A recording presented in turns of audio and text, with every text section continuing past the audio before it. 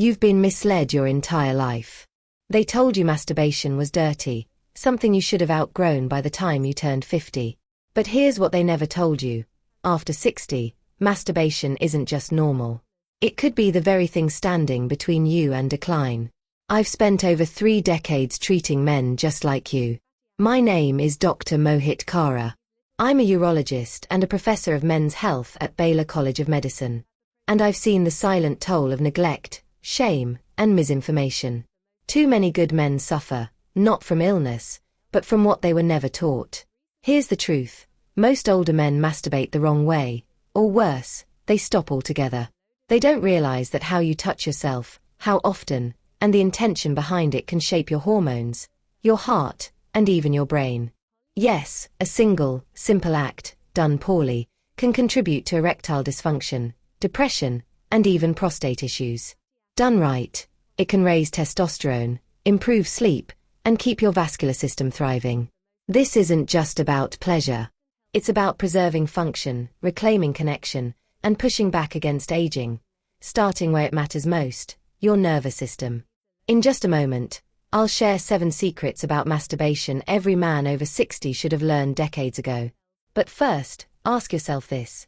If one part of your daily routine held the key to better health, a better mood, and lasting vitality, wouldn't you want to know what it is? Stick with me. What you're about to hear could reshape the next 10 years of your life. Before we go on, if you haven't already, take a second to subscribe and hit the notification bell. That way, you'll never miss another honest, science-backed insight, designed specifically for men in your stage of life. And if this message speaks to you, type 1 in the comments. If not, type 0. Your feedback helps me create content that truly serves you. Now, let's begin with the first truth most men don't hear until it's already taken a toll. Because the way you've been masturbating for years, maybe even decades, might feel harmless. But after 60, what once seemed routine can quietly begin working against you. This brings us to the most overlooked mistake older men make when it comes to self-pleasure. It's subtle, it's silent, and over time, it can cost you more than you realize. Secret 1. Mindless masturbation can lead to numbness and ED. Let me share something I wish more men felt comfortable talking about. Over the years, I've had hundreds of older patients come into my office, quietly ashamed, eyes downcast, voices low. And eventually, when the conversation turned honest, I'd ask, "Do you masturbate?" Almost every time, there was a pause. Then came the admission. "Yeah, but I don't feel much anymore." Or, "I can't finish unless I do it a certain way." Or the one that haunts me most, "It's like my body forgot how to feel." What they didn't realize is that the way they'd been masturbating, quick, mechanical, disconnected, had been training their bodies into dysfunction. The damage, quiet, creeping, devastating. Mindless masturbation isn't just a bad habit. It's a neurological conditioning loop. Every time you rush the act, shoulders tense, eyes glued to a screen, same hand, same motion, same outcome, you're teaching your brain to associate arousal with that exact pattern. And your brain? It's a fast learner. So what happens? Your sensitivity fades. Erection quality diminishes. You need more pressure, more stimulation, more tricks, just to feel the same way you once did. Intimacy with a real partner becomes difficult. Too slow, too unfamiliar, too real. And that's when the real damage begins. Not just physical, but emotional. I've seen men spiral into frustration, shame, even depression, convinced their body is broken. But often, it's not broken. It's just overtrained in the wrong direction. This kind of conditioning can lead to porn-induced erectile dysfunction, PID. It can also result in delayed ejaculation, or even anorgasmia, the inability to climax at all. These aren't rare conditions. Millions of men suffer from them, silently. And the cruelest part? Most never realize it's something they unknowingly did to themselves. But here's the worst part, and I need you to hear this. When you train your body this way, and you don't correct course, you don't just lose your sex life. You lose confidence. You lose connection. You begin to retreat from your own body. You stop seeking touch. You avoid closeness. And for many men, that isolation becomes the entry point to something darker, emotional disconnection, depression, even early signs of cognitive decline. I've seen it time and time again. The cost isn't just in the bedroom. It's in your spirit. In how you walk into a room. In how you stop looking at yourself in the mirror. You begin to fade. But I'm not here to shame you. I'm here to wake you up. Because here's the good news. Your body can relearn. Your nervous system can heal. But it requires awareness, patience, and a new way of approaching self-pleasure. One that's slower, more mindful, more connected. Not just to sensation, but to emotion. Masturbation isn't the enemy. But doing it without awareness, that's like putting your car in gear, hitting the gas, and letting go of the wheel. Sooner or later, you crash. And by the time you notice, the repairs can take much longer than you think. And here's what most men don't realize. While mindless masturbation can cause harm, there's something just as dangerous, and even more common. Something most people, even doctors, mistakenly praise. In the next secret, I'll show you why not masturbating at all after 60 might be the silent force slowly sabotaging your health from the inside out. If you're still here, and these truths are resonating, type 1 in the comments to let me know you're still with me. Because what's coming next is important. Secret: masturbation reduces prostate congestion and inflammation. There's one man I remember clearly. Let's call him David. He was 68, proud, reserved, and not the kind of guy who liked to talk about personal matters. But he came to me because he was getting up 5, sometimes 6 times a night to pee. He felt pressure, fullness, and a deep, dull ache in his pelvis. What David didn't expect was the question. It was just old age catching up. When was the last time you ejaculated? He blinked at me, almost as if I'd said something absurd. Finally, he replied, I haven't had sex since my wife passed. And to be honest, I thought men my age were supposed to stop doing that. And that, right there, is the myth that has silently damaged the health of millions of men. That once you hit a certain number, 60, 65, 70, you're supposed to just shut the whole system down. But here's what I told David. And here's what I'm telling you now.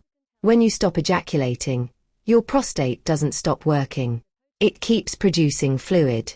And if that fluid isn't released, it builds up, creating a kind of stagnant reservoir inside your body. That buildup is what leads to prostate congestion, inflammation, and discomfort. And over time, it creates very real health risks. Your prostate is not designed to store fluid indefinitely. When it does, it becomes swollen, irritated, inflamed. That's when symptoms begin to show up. Getting up multiple times at night to urinate. Pressure in the pelvis.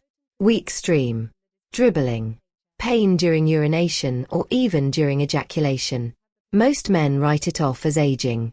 But the reality? It's a system backed up. Under pressure. And that pressure has consequences. Here's where it gets serious. Chronic inflammation of the prostate has been linked to an increased risk of prostate cancer. Now let me be clear. I'm not saying that abstaining causes cancer. But I'm saying that frequent ejaculation helps lower inflammation, and that in turn reduces the risk environment where cancer can take hold. This isn't a theory. This is data. A major Harvard study followed nearly 30,000 men for years. It found that those who ejaculated at least 21 times per month had a significantly lower risk of developing prostate cancer compared to those who didn't. That's not a myth. That's evidence. But let me bring it back to David. Once he understood what was happening inside his own body, he made a change. He started touching himself again, not from lust or loneliness, but from care, from the desire to stay healthy. And slowly, things began to shift. The pressure eased. His sleep improved. And something in his eyes returned, a spark, a presence, a sense of being reconnected to a part of himself he thought had been laid to rest. You see, the cost of neglecting this isn't just a few nights of bad sleep. It's chronic discomfort. It's medication you may not need. It's the risk of unnecessary surgery. And yes, it could mean an increased risk of cancer. All because of a belief that once you hit a certain age, you're no longer allowed to care about this part of your body. You wouldn't ignore your heart. You wouldn't ignore your blood pressure. Don't ignore your prostate. Now let me ask you something else. What if the shame men carry around this, the years of guilt, silence, and discomfort about touching themselves, actually worsens the physical symptoms? Because that's exactly what the next secret reveals. And once you understand the link between emotional repression and physical decline, you may never look at your body the same way again. Secret 3. Shame around self-touch damages your mental health. There's a certain silence that lives inside a lot of older men. I see it every day in my office. It shows up not in what they say, but in what they don't say. It's in the way their eyes look away when I ask about sexual habits. It's in the slight slump of their shoulders when the word masturbation comes up. It's in the way they chuckle, deflect, or say, "Doc, that's not something I do anymore. That was for when I was younger." But I hear what's really being said beneath those words. They didn't stop because they wanted to. They stopped because somewhere along the way, they were taught it was wrong to continue. And I'll be honest with you, this kind of shame, quiet, invisible, unspoken, is one of the most dangerous forces undermining men's health today. Many of you grew up in a world where masturbation was labeled dirty, sinful, weak. You were punished, ridiculed, shamed. And those messages didn't just fade away. They went underground. They took root in your nervous system. They shaped your relationship with your body in ways you may not even be aware of. The result? A quiet, persistent withdrawal from touch, even when you crave it. You begin to believe that desire itself is something inappropriate. You stop reaching for yourself, not because you don't want to, but because you've been trained to believe you shouldn't. And here's the part that's most often missed. That disconnection doesn't just affect your emotions. It affects your biology. Because regular, healthy sexual touch, including masturbation, supports mental health in real, measurable ways. It regulates cortisol, your stress hormone. It boosts dopamine, which elevates mood and motivation. It increases oxytocin, the hormone of trust, safety, and connection. It improves sleep, emotional resilience, and even cognitive sharpness. But shame blocks all of that. Shame contracts your muscles, raises your blood pressure, triggers loops of guilt that run in the background of your mind. And most dangerously, shame is a chronic stressor. And chronic stress? It's linked to depression, to anxiety, to heart disease, to immune dysfunction, and yes, even to dementia. I once worked with a man, 72, recently divorced, deeply depressed. No medications. No major health issues. But he was exhausted, isolated, numb. He told me he hadn't had any sexual activity, not with someone else, not even alone, in over a decade. I just figured that chapter of my life was over, he said. But beneath his words was something else, grief. Not just the grief of lost intimacy, but the grief of losing connection to himself. We worked slowly. No medications. No dramatic interventions. Just small steps. Gentle practices to help him reconnect to his body, without guilt, without pressure, without shame. And after a few weeks, something began to shift. He walked taller. He smiled more. His blood pressure came down. He laughed. He began to feel like himself again. He wasn't fixed. He was reconnected.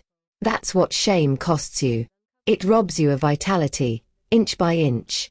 It convinces you that you're too old to feel alive. But you're not.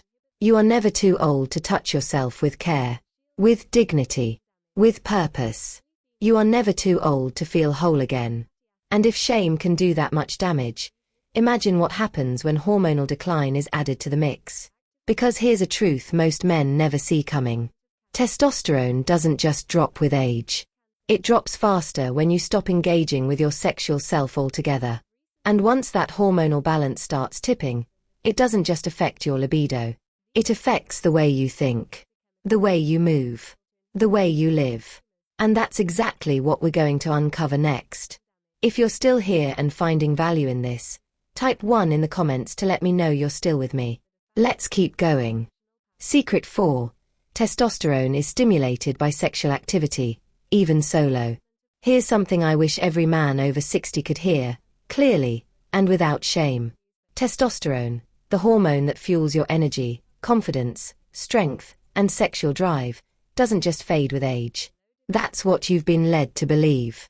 But after decades of working with men just like you, I've learned something very different.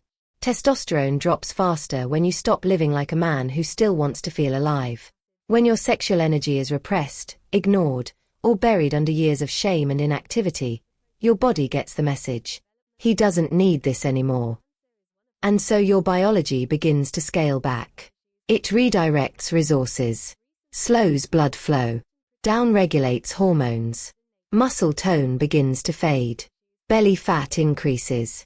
Sleep gets disrupted. And that inner spark, the energy that made you feel like you, starts to vanish. Not because of age, but because the signal your body keeps receiving is that you're done. I remember a man named Frank. 73. Retired firefighter. Used to walk with strength, confidence, command. When he came to see me, he looked exhausted, slumped. "I'm just slowing down," he said. But when I ran his labs, his testosterone was barely above clinical deficiency. I asked him about sexual activity. He shook his head.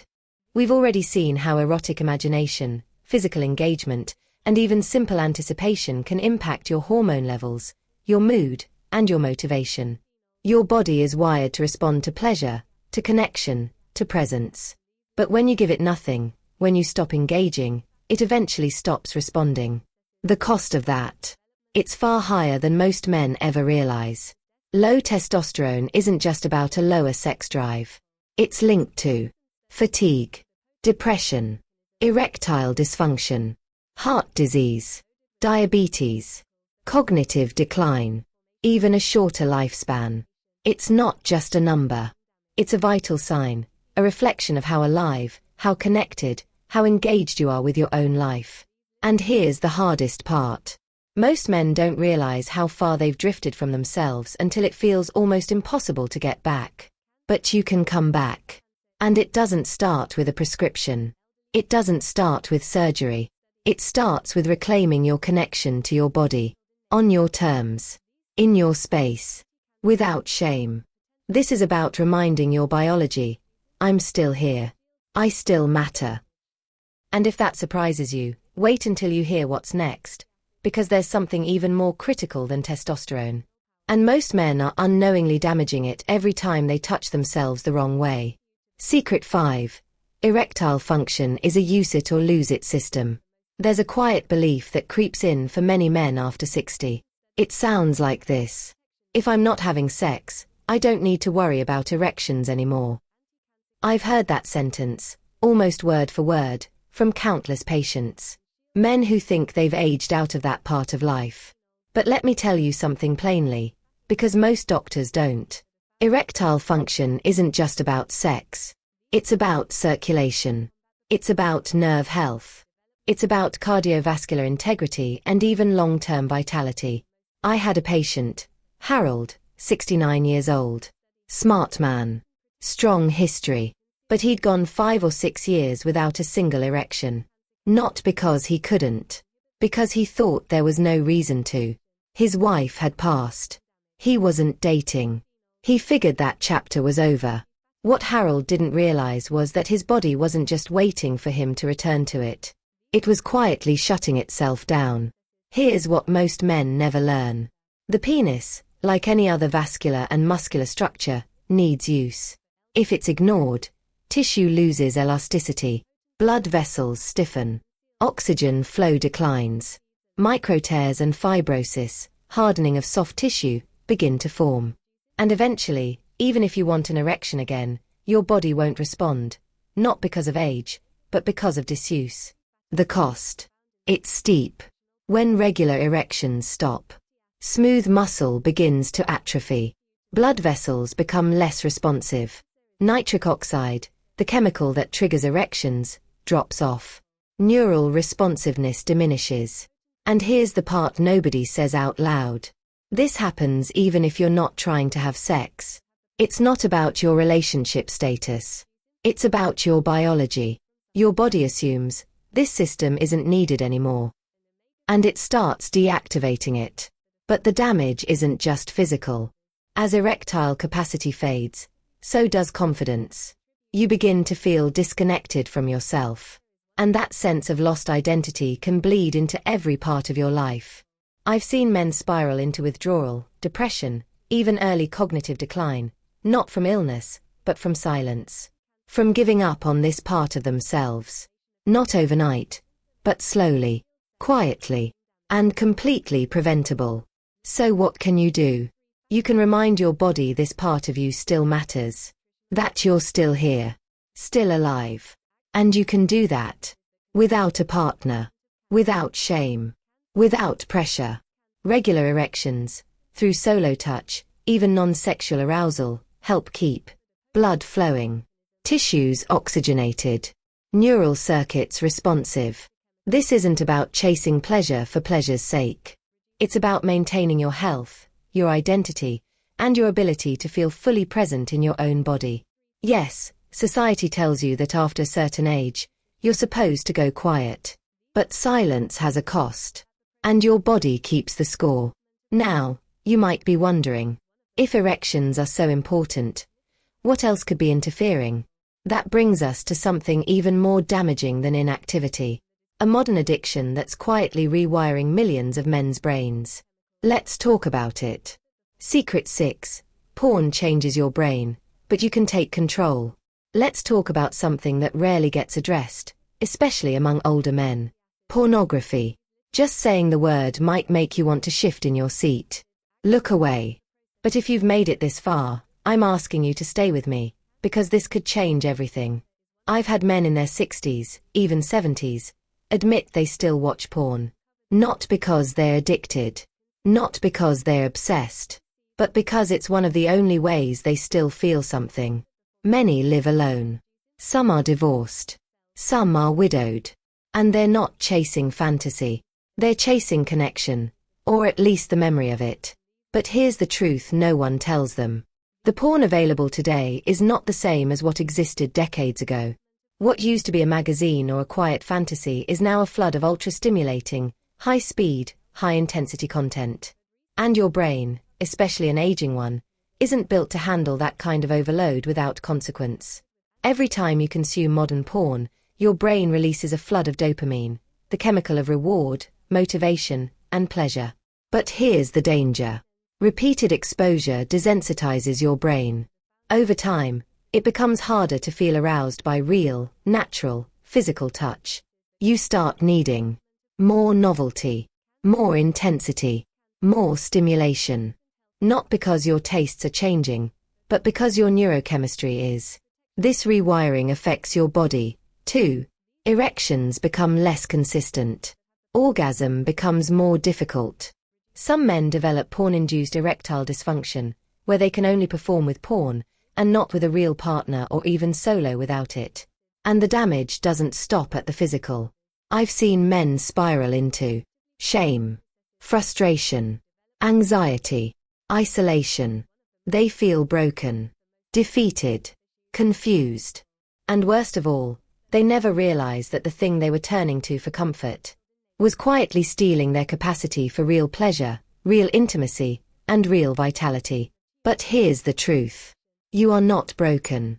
You are retrainable. Even after 60, your brain still has the capacity to heal, to rewire, to return to balance. But that healing starts with a simple, powerful decision. Step away from artificial highs. Let your body remember what it's like to feel. Presence. Sensation. Imagination. Real, grounded arousal. Some men choose to go 30 days without porn. Others reduce slowly. There's no one-size-fits-all. What matters is that you begin to rebuild your relationship to pleasure, on your terms. And when you do, your body responds. Your mind clears. Your sensitivity returns. Your vitality begins to glow again, not because of porn, but because of presence. And now, we come to the final secret. This one is perhaps the most powerful of all, because it's not about what you do with your body. It's about how you feel while you're doing it. In the final section, we'll talk about why intention, presence, and emotional connection are the ultimate keys to lasting vitality, and how every man, at any age, can begin to reclaim them. Are you ready? Thank you for sharing this deeply human, powerful draft. It's honest, respectful, and compassionate while challenging some of the most damaging myths around aging, masculinity, and touch. Here is your revised final section, refined for clarity, emotional impact, and flow, without changing its length or the essence of your voice. It maintains the narrative momentum while subtly elevating the language and rhythm to bring it home with strength and warmth. The goal isn't to give up pleasure. It's to reclaim it. To make it yours again. To feel something real. Now, if porn has dulled your sensitivity, this next truth might cut even deeper. Because while digital content can hijack your brain, isolation hijacks your spirit. And this final secret may be the most important of all. Not about chemistry, not about technique, but about what happens to a man's body when he stops being touched, at all. Secret 7. The most dangerous mistake, isolation. Of all the risks older men face, this one is the most invisible, the most corrosive, and the most overlooked. Isolation. Not just the kind where you live alone, but a deeper kind of silence. The kind where you stop being touched. You stop touching yourself. You stop connecting with your own body, not by choice, but because at some point, someone convinced you that men your age were supposed to move on from that part of life. I remember a man named Peter, 76, a retired engineer. Polite. Composed. But there was something hollow in his voice when he described his days. He told me he hadn't been physically touched in over a year. Not a hug. Not a hand on the shoulder. Nothing. He didn't say it with sadness. He said it with resignation. Like it was just the natural closing of a chapter. But what Peter didn't realize is that touch is not a luxury. It's a biological requirement. The human body, at 60, 70, 80, is still wired for contact. When we go too long without it, oxytocin drops. Stress hormones rise. Blood pressure increases. Sleep suffers. Immune function weakens. And most dangerously, the brain begins to shut down emotional and sensory circuits. Just to cope. We start to go numb. Not just physically. Emotionally. Existentially. We begin to forget what it feels like to feel. And the tragedy is, it happens slowly. You skip your routine. Then you stop looking in the mirror. Then, you stop imagining pleasure at all. And here's the part no one talks about. That isolation often starts in the bedroom. When a man stops touching himself, not out of peace, but out of shame or grief, his brain reads that as emotional retreat. And it adjusts. You feel less. So you touch less. So you feel less again. It becomes a feedback loop. Until you're not just disconnected from sex. You're disconnected from yourself. That's the true cost. Not just lost erections or faded desire, but the slow fading of identity, of vitality, of aliveness. And isolation, we now know, isn't just sad. It's deadly. It's been linked to depression, heart disease, cognitive decline, even early death. Not because of age, but because of abandonment. Not by others, by the self. Let me be clear. This is not about blame. Loss happens. Distance happens. Loneliness happens. But surrender is optional. The act of touching yourself, whether sexual or not, is not about vanity. It's about claiming your body as still yours. It's about sending a message to your brain, your heart, your nervous system. I'm still here. I still matter. I still want to feel. And I've seen it. Men coming back to life by simply giving themselves permission to return to touch. No fanfare. No partner. No fantasy.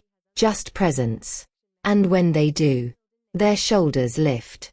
Their voice steadies. Their eyes start to glow again. If you're still here, if you're reading this now, something in you is already awake. Already listening. And what comes next is where everything begins to change. Because now that you've heard the 7 truths no one ever told you, I'm going to give you what I give my patients when they're ready to begin again. A simple, powerful practice. A daily ritual to rewire your body, rebuild sensitivity, and restore what time and silence tried to take away. Conclusion. Where you begin again. If you've made it this far, I want to speak to you, not just as a doctor, but as a man who has spent decades sitting across from other men, hearing their fears, their regrets, and sometimes, their quiet hopes. What we've talked about here, it isn't just about masturbation. It's about relationship. Your relationship to your body, to your past, to your vitality, and whether you're willing to believe that your life, your sexual life, your emotional life, your physical life, is not over just because the world told you it should be.